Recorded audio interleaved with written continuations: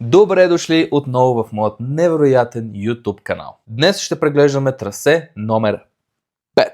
Всички помним трасе номер 4.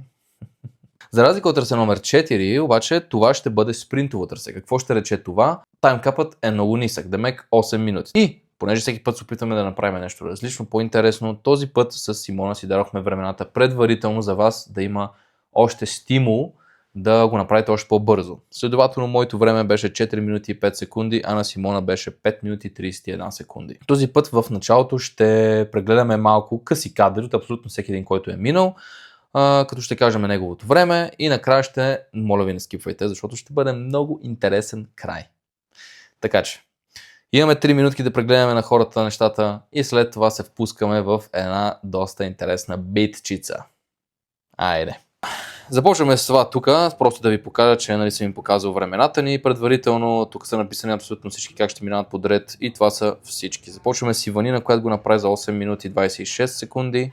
След това имаме Йоана, която го направи за 12.49. Между другото, тя идваше от друга държава, специално за трасето, което наистина е бала. Николай за 9 минути 45, но всички го запомнихме с едно доста различно нещо, което беше това, че счупи огледалото в залата. Човека доста се ядоса на това, че не можеше да оцели мишените. Румен удари таймкапа, Виктор удари таймкапа от 8 минути, нали, плюс. Велизар се справи доста добре. Цялостно просто темпото му беше, както виждате тук, доста се бави, по-предпразливо и доста по-умерено темпо. И това беше разликата от предишните, че това беше спринтово трасе. Той го направи за 5.38. Александър, който го направи 6.55. Доста добро време. Много хора се затрудняваха на стрелбата и на баланса. Там беше доста решаващо. Денис 7 минути и 20 секунди. Доста добро време. Успя да влезе в таймкапа също.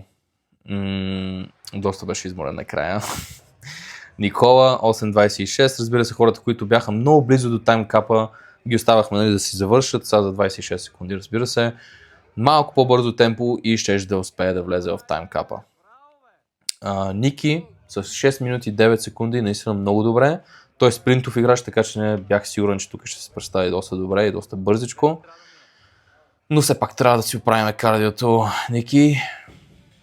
И той накрая беше абсолютно dead. Това е хубаво, защото знаем, че сте си дали всичко от себе си. Васил 7.7, той тук направо ще обърне цялата вагонетка. Гледайте къде е края на това, между другото. Той много стръгваше с баланс. Наистина това много го забави. След това имаме Стефан, победителят от четвъртото трасе.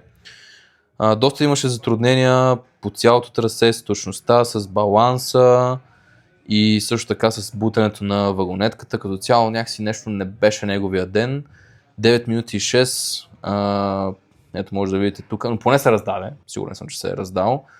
Но тези 300 кг доста му се опънаха. Даже накрая и обувките паднаха, и чорабите паднаха, беше си голяма борба.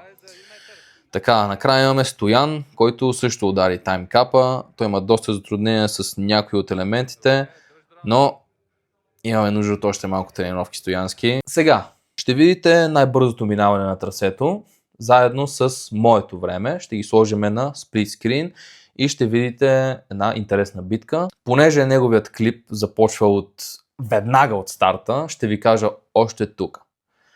3, 2, 1, начало! Започваме с леко буксуване от моя страна, 300 кг шейна, бутаме 12 метра. Колкото се може по-бързо. Тук всичко е спринт, както съм ви казал. След това имаме хълки, които между другото ще видите най-вероятно за последно, за тези, които идват на трасето. Защото вече виждам, че всички ги можете, така че няма нужда да се мутаеме с тези лесни препятствия, така да се каже. Тук съм оставил звука само от на Адриан видеото, за да чувате как подкрепяхме нашето момче. Тук имаме зиплайн, който може и с приплъзване, и с ходене като на хълки, на кокилите. Има доста варианти, естествено всеки избира най-бързия си начин. Аз тук все още имам лека преднина, търпенето на шината, която между е 100 кг. Не е много, но в момента съм на баланса, както и той ще бъде на баланса, и тези упражнения преди това ти вдигат много високо пулса и тук трябва наистина много добре да се съсредоточиш. Между другото, само да вметна Адриане, че трябваше да се пипне огледалото първо и после да се слезе едновременно. Ама хайде. С 2 топки реши да свали 3 мишени. Докато вашето момче подхвърля. Но за наше щастие Адриан се движи като абсолютна бабичка върху тия сиви блокчета. Момчето явно, въпреки че той има супер много тренинг, той от 3 години минава трасета, съм много чуден, че ги мина по този начин. Но по-добре бавно и сигурно, отколкото да бързаш и да паднеш. Нали. Сега ще видим аз как ще ги мина. Или понеже много говоря, съм много бърз.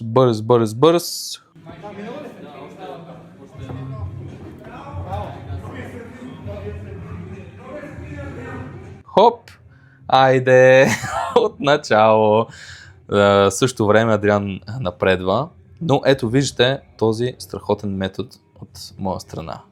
Абсолютен шумахер това препятствие. Така, продължаваме. Тук имаме 3 кутии и 2 пейки. Взимаме първо 2 32 кг подувки, които трябва да минеме. Кутиите стават все по-високи и по-високи и трябва да минаваме отдолу под тях с подувките и ние самите, нали? Под пейките и над кутиите. След това имаме 2 топки по 9 кг, като трябва да се вдигат едновременно. Така както аз направих тук. Отдолу, отгоре, отдолу, отгоре. Тук нещо Адриан малко се изморил, ми се вижда. Малко трябва да дигне силата. Защото в игрите има много доста силови елементи. И общо взето горе-долу сме еднакви. Мале. Знаете, моето време е предварително 4 минути и 5 секунди, така че ще видим.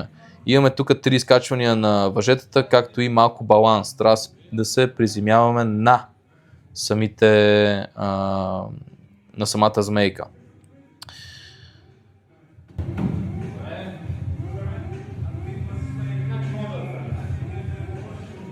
Дръж.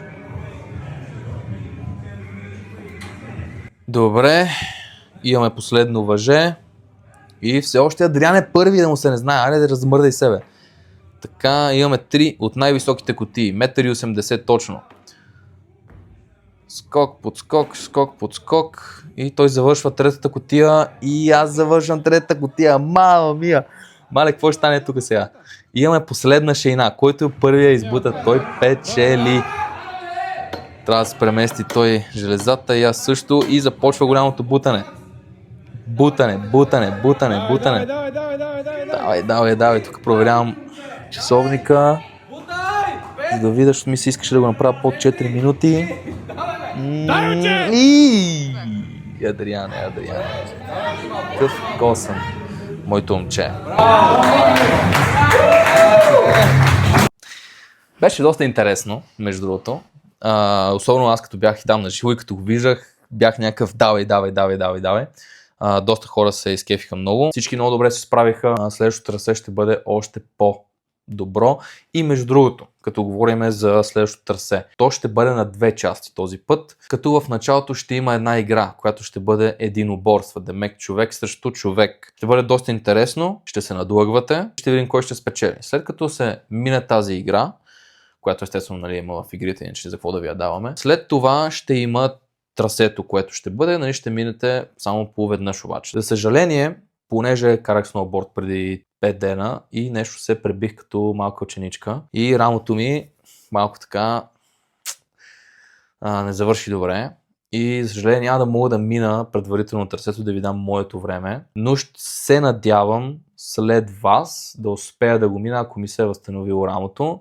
Както и разбира се, се надявам в играта, където е за надлъгване, която ви казах, че ще има в началото на трасето, на следващото трасе, да мога да участвам за този, който победи накрая, евентуално да поиграем малко с мене и следователно и с Симона също. Трасето ще бъде много интересно, така че подгответе се психически и физически. Ще ви гръмне хабата.